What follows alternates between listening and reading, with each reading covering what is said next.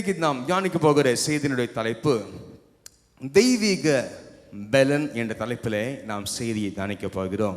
வாசிங்கள் ஏசாயா 40ஆம் அதிகாரம் 29, 31 வசனங்களை நாம் வாசிக்கலாம்.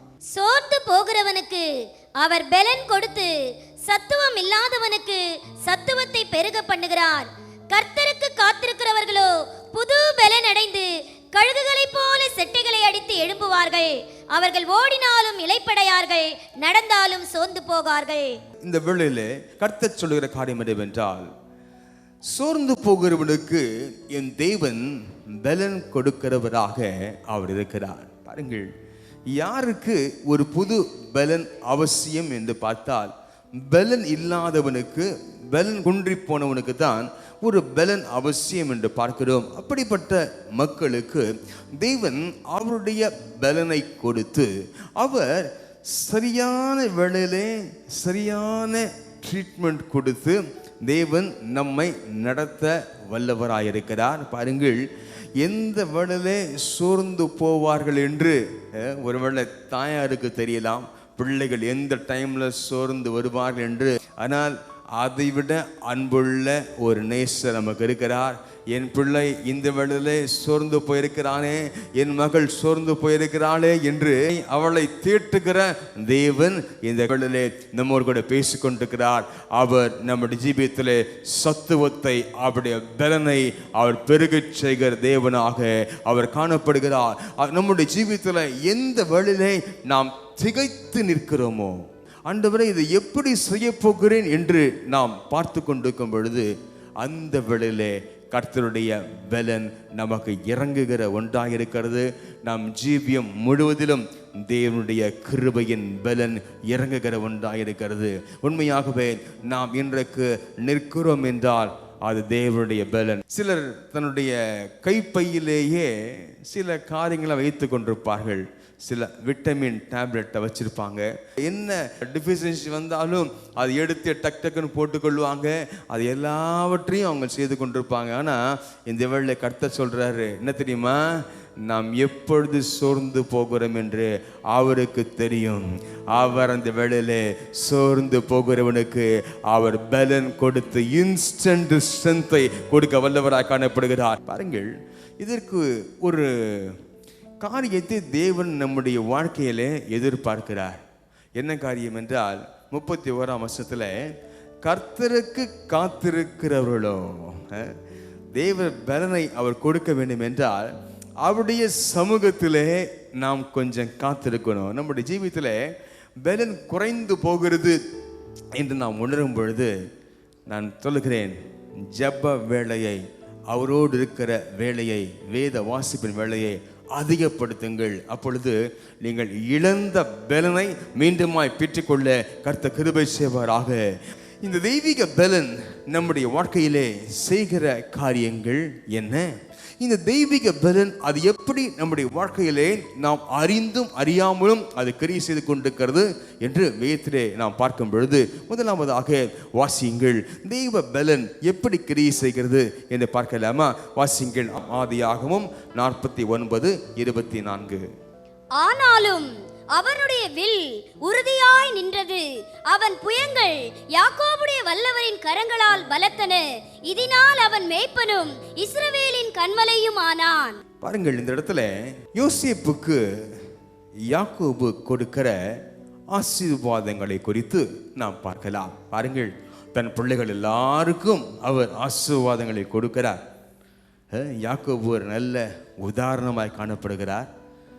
அவர் கடந்து செல்லும் பொழுது எல்லா பிள்ளைகளையும் அழைத்து அவருடைய கிரியைகளுக்கு ஏற்ற வண்ணமாக அவளுக்கு ஆசீர்வாதம் கொடுத்து அவர் செல்லுகிற ஒரு முன்மாதிரியான தகப்பனாய் காணப்படுகிறார். பாருங்கள், அப்பொழுது யோசேப்புக்கு அவருடைய முறை வருகிற பொழுது பாருங்கள், ஆனாலும் அவருடைய வில் உறுதியாய் நின்றது.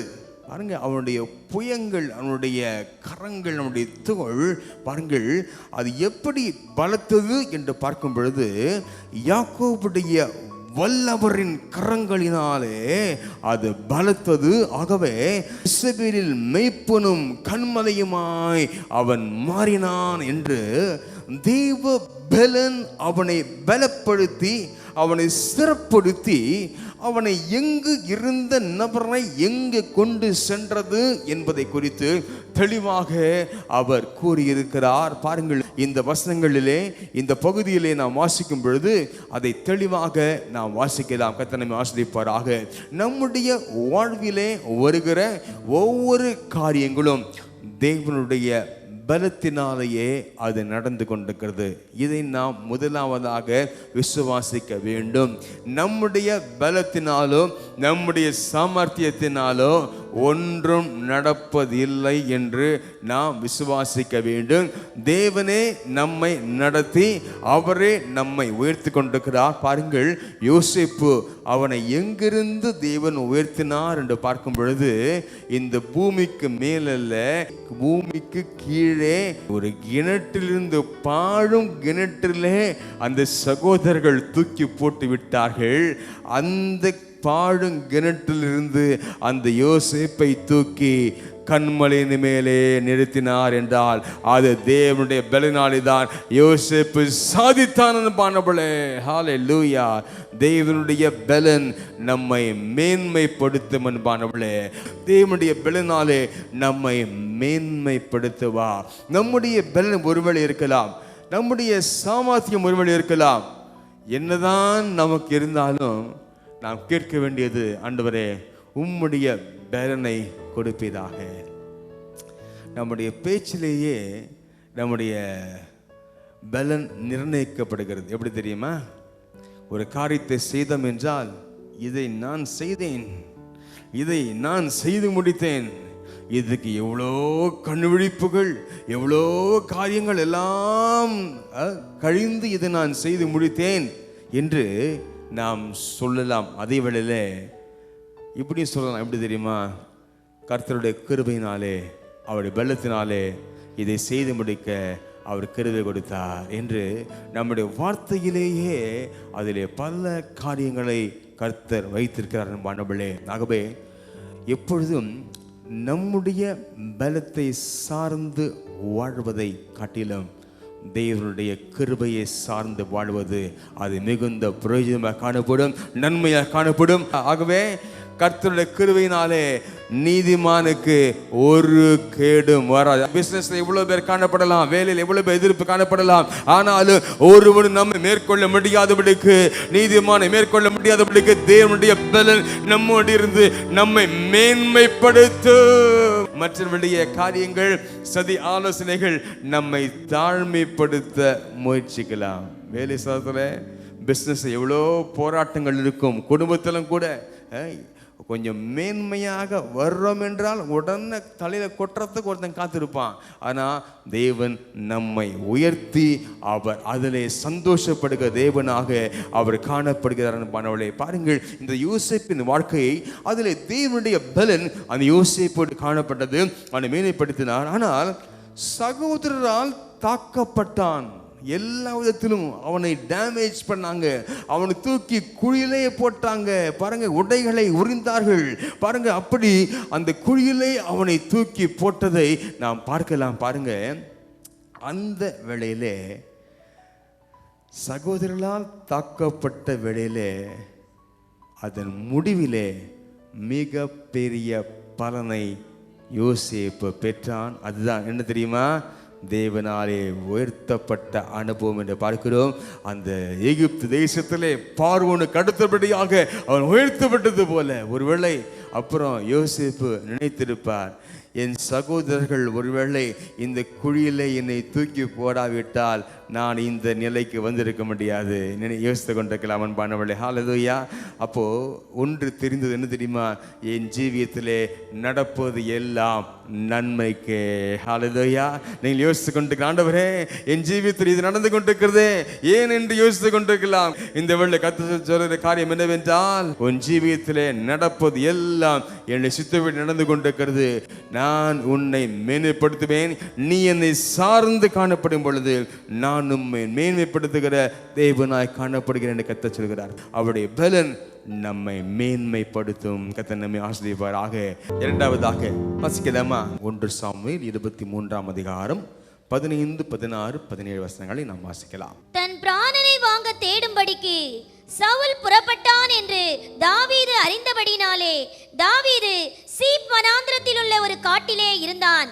அப்பொழுது சவுலின் குமாரனாகிய யோனத்தான் எழுந்து காட்டில் இருக்கிற தாவீதின் இடத்தில் போய் தேவனுக்குள் அவன் கையை திடப்படுத்தி, நீர் பயப்பட வேண்டாம், என் தகப்பனாகிய சவுலின் கை உம்மை கண்டுபிடிக்க மாட்டாது. நீர் இஸ்ரவேலின் மேல் ராஜாவாய் இருப்பீர்.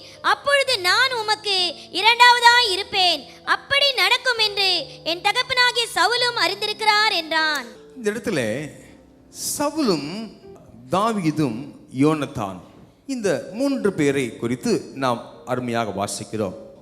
என்ன என்று பார்க்கும் பொழுது, சவுல் தாவீதை வேட்டையாட தொடர்ந்து வருகிறார். இஸ்ரவேலின் ராஜா தாவீதை வேட்டையாடும்படியாக அவனை தேவையில்லாம சீகள் ஏற்றி விட்டுட்டாங்க. நல்லா இருந்த சவுலுடைய மனசை பெண்கள் பாட்டு பாடுறன்னு பாட்டு பாடி சவுல் கொண்டது 1000, தாவீது கொண்டது 10000 அப்படின்னு பாடி ஏற்றி விட்ட உடனே சவுல், நல்லா இருந்த சவுல் பாருங்க, குடும்பத்தில் கூட சகோதரிகள் கொஞ்சம் கேர்ஃபுல்லாக தான் இருக்கணும். என்ன தெரியுமா, நான் பைபிள்லேருந்து பேசுகிறேங்க, நான் பேசலை. அப்போது இந்த சவுலை பாருங்க, ஸ்திரீகளுடைய வார்த்தைகளை கேட்ட உடனே என்னமோ செஞ்சிருச்சு, இருக்குல்ல என்னமோ செஞ்சிருச்சு. சில வேளை இந்த புகழ்ச்சியான வார்த்தையில கேட்டா என்னமோ செய்யல, தலையில் ஐஸ் வச்ச மாதிரி, அது ஓகே, அது பரவாயில்ல. இந்த வார்த்தை உடனே அவனுக்கு நல்லா அந்த சவுலுக்கு பாவம் வாழ்க்கை வேஸ்ட் ஆகிறதுக்கு காரணமாயிடுச்சு. அது சரியா, உடனே தாவீதை பின்தொடர்கிறார். தொடர்ந்து பாருங்க, தாவீதை கொல்லும்படியாக அவர் தொடர்ந்து வருகிறதை பார்க்கலாம். அந்த வேளையில பாருங்க, தாவீதுக்கு ஆதரவாக யோனத்தான், அவன் சவுலுடைய குமாரன் யோனத்தான், அவர் வந்து காட்டிலே ஒளிந்து கொண்டிருந்த தாவீதிடத்தில் போய் அவன் கையை தேவனுக்குள் திடப்படுத்தி, ஹல்லேலூயா, தேவன் தாவீதை திடப்படுத்தும்படியாக பாருங்க இந்த யோனத்தானை கர்த்தர் உபயோகிக்கிறதை நாம் பார்க்கலாம். அன்பானவர்களே, அவருடைய பலன் நம்மை திடப்படுத்தும் என்று பார்க்கிறோம். கர்த்தரை ஆசீர்வதிப்பாராக. பாருங்கள், கர்த்தர் ஒவ்வொரு நேரத்திலையும் நாம் சோர்ந்து போகும் பொழுது கர்த்தர் யாராவது ஒருவரை கர்த்தர் அனுப்புவார். கை திடப்படுத்த வேண்டும் என்றால் அப்ப என்ன, கைகள் தளர்ந்து போச்சு, அவ்வளவுதான், இனிமே போச்சு, எல்லாம் போச்சு.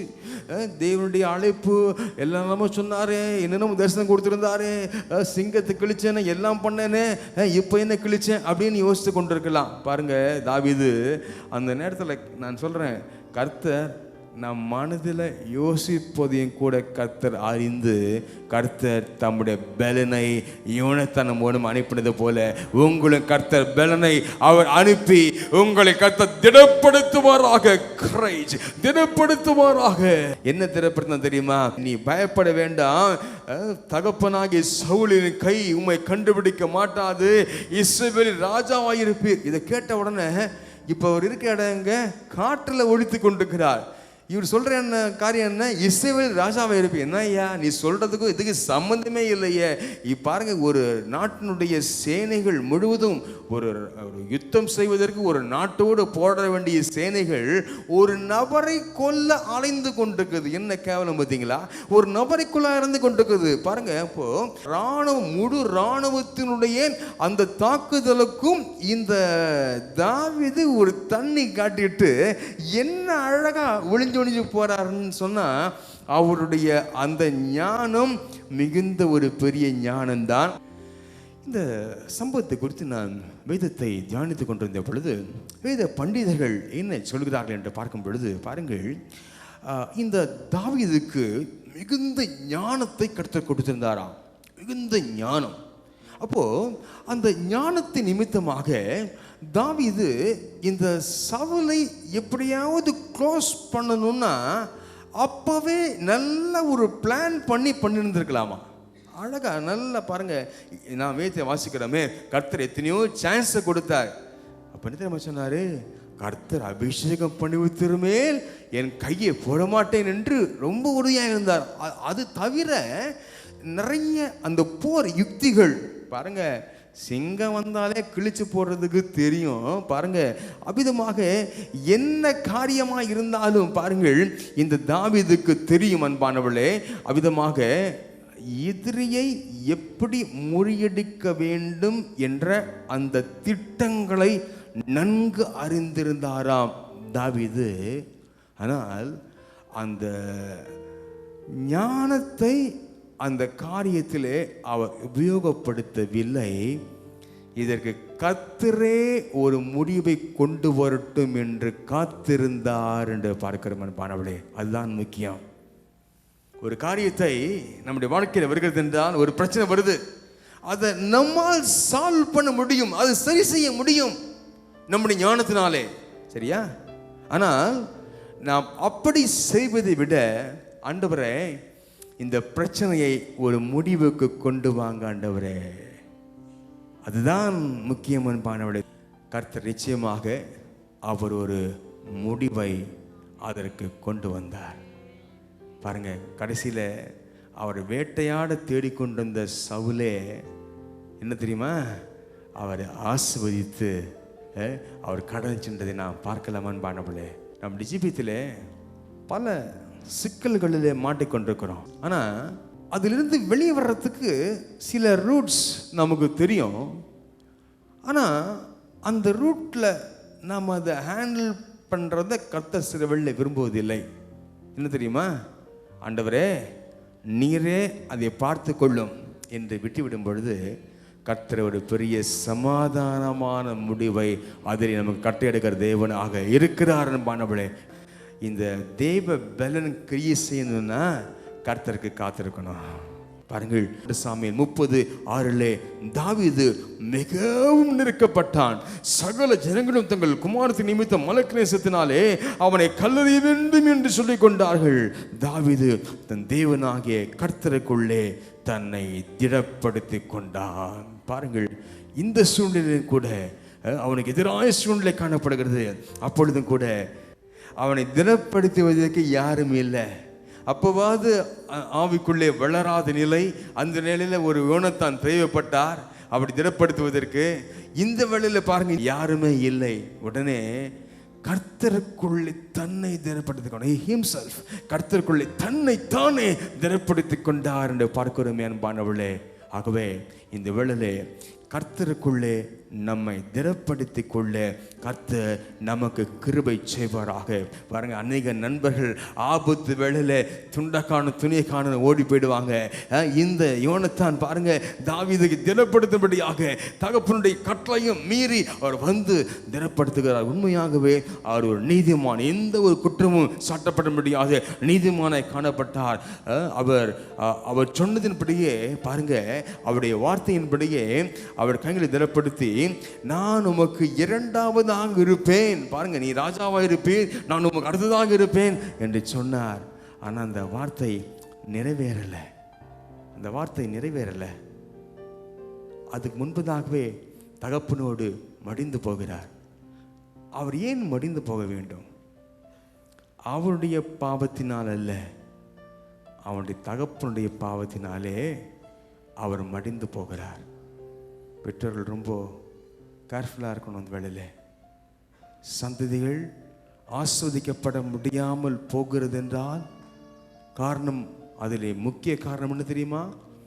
பெற்றோருடைய தவறு. சவுல் செய்த பாவத்தினாலே அந்த சவுல் அந்த நாளிலே மடிந்து போகிறார். அவரோடு கூட இந்த யோனத்தானும் கூட தேவன் பல திட்டங்களை வைத்திருந்தார். ஆனாலும் அந்த சவுலின் பாவத்தினாலே இவரும் மடிந்து போகிறார்.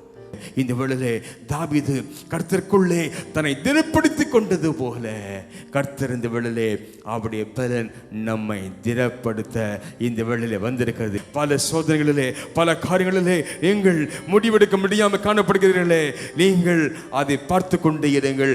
கர்த்தர் அந்த காரியத்திற்கு ஒரு பெரிய முடிவை, முற்றுப்புள்ளியை கட்டளையிட்டு ஒரு சமாதானமான முடிவை கர்த்தர் கட்டளையிட வல்லவராய் இருக்கிறார். கர்த்தர் உங்களை திடப்படுத்துகிறார். ஹல்லேலூயா. திடனற்று போகிற வேளையிலே கர்த்தர் உங்களை திடப்படுத்துகிற தேவனாக இருக்கிறார். கர்த்தர் உங்களை ஆசீர்வதிப்பாராக.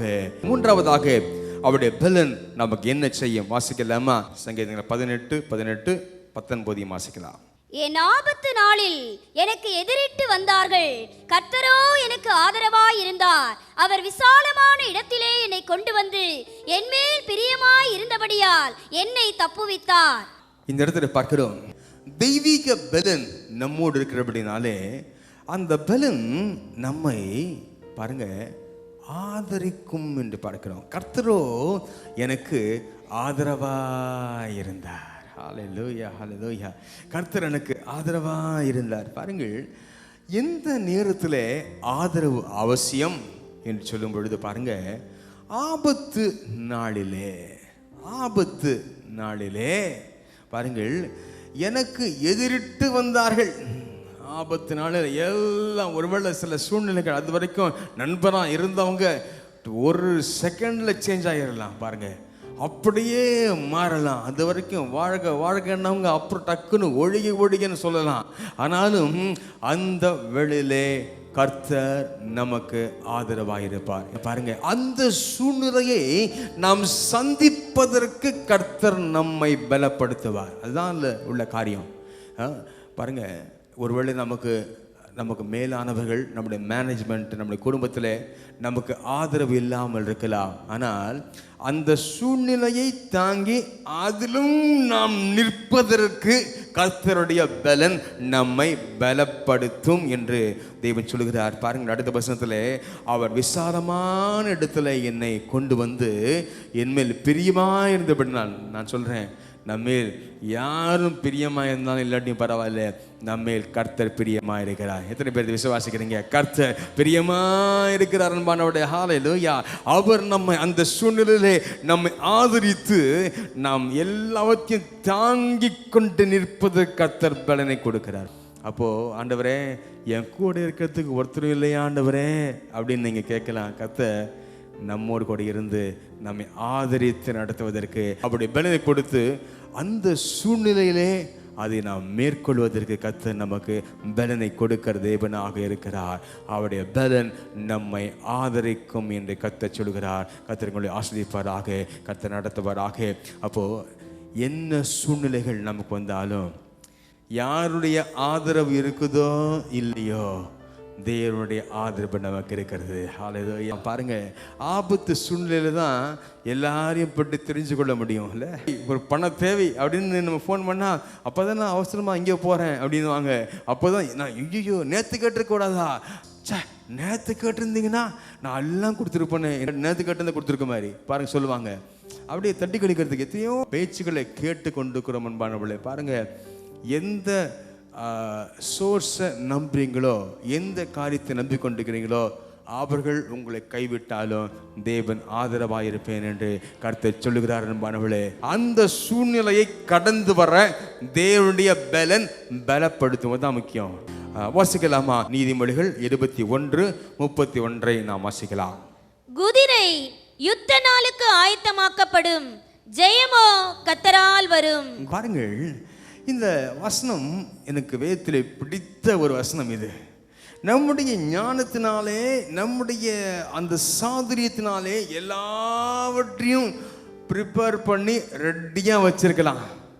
ஆனால் அந்த வேளையிலே கர்த்தருடைய கரம் இருந்து அதை வாய்க்க செய்ய வேண்டும். குதிரையை நம்புனா அதன் காரியம் விருதா என்று பார்க்கிறோமே. பாருங்க, அநேகம் குதிரைகள் சொல்லப்படுகிற மனிதர்களை, அநேகம் இயந்திரங்களை நம்பிக்கொண்டிருப்பாங்க, அநேகம் காரணம் நம்பிக்கொண்டிருப்பாங்க. உண்மைதான், மனுஷனுடைய வாழ்க்கை ஒரு நம்பிக்கையில் ஓடிக்கொண்டிருக்கிறது. ஆனால் நாம் உண்மையாக நம்ப வேண்டியது கர்த்தரை தான். பாருங்கள், இந்த ராக்கெட் ஏவுகிற அந்த காரியத்தில் அந்த விஞ்ஞானிகள் எவ்வளோ வருடங்களாக அவர்கள் முயற்சி செய்து கடைசியில் அந்த கவுண்டவுன் முடிந்து 3, 2, 1, 0 அப்படின்னு வந்த உடனே அவ்வளோதான். அது மேலே கிளம்பும்போது திடீர்னு தீபாவளி பட்டாசு மாதிரி அப்படியே போயிடும். அதிலிருந்து அவங்க எவ்வளோ காரியங்களை அவங்க செய்ய வேண்டும் தெரியுமா?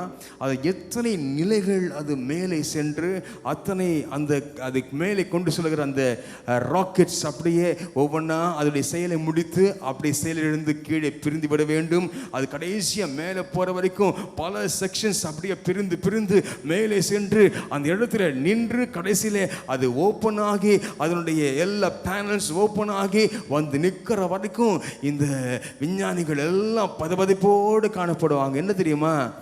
நீங்க எல்லாம் செய்யலாம், ஆனா அது செயல்படுகிற அந்த நிலைக்கு யாரும் கேரண்டி இல்லை. ஆனால் நாம் செய்த முயற்சிகள் எல்லாவற்றையும் வாய்க்க செய்கிறவர் கர்த்தர் தான். எத்தனை பேர் விசுவாசிக்கிறீங்க? ஹல்லேலூயா. ஆண்டவரே, என்னுடைய வாழ்க்கை எல்லாம் திட்டமிட்டு வச்சிருந்த ஆண்டவரே, எல்லாம் போச்சு ஆண்டவரே.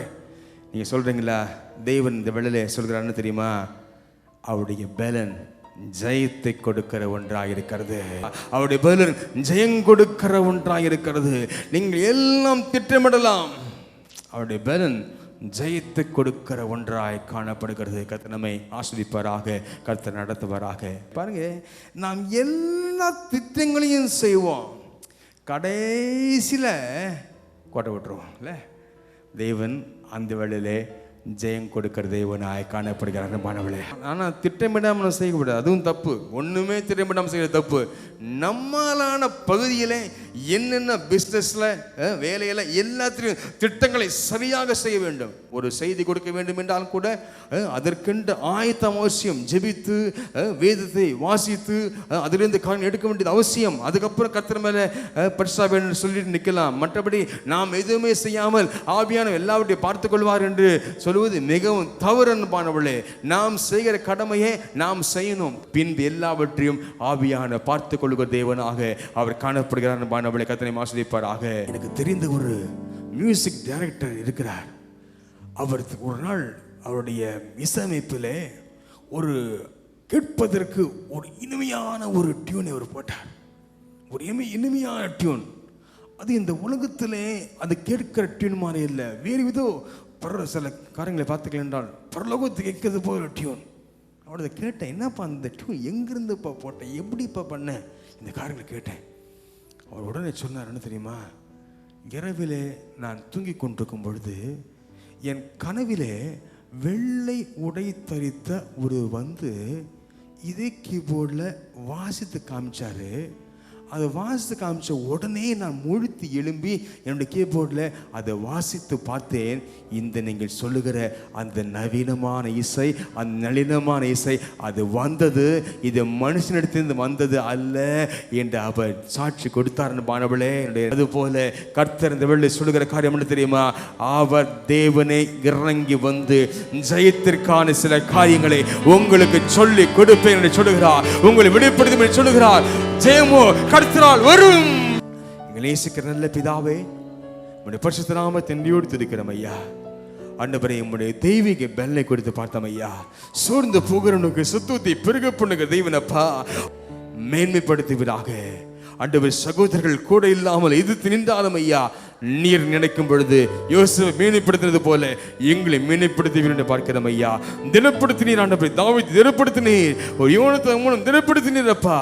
எங்களையும் நாங்கள் செய்யும் காரியங்கள் எல்லாவற்றிலும் நீ தினப்படுத்துவீராக.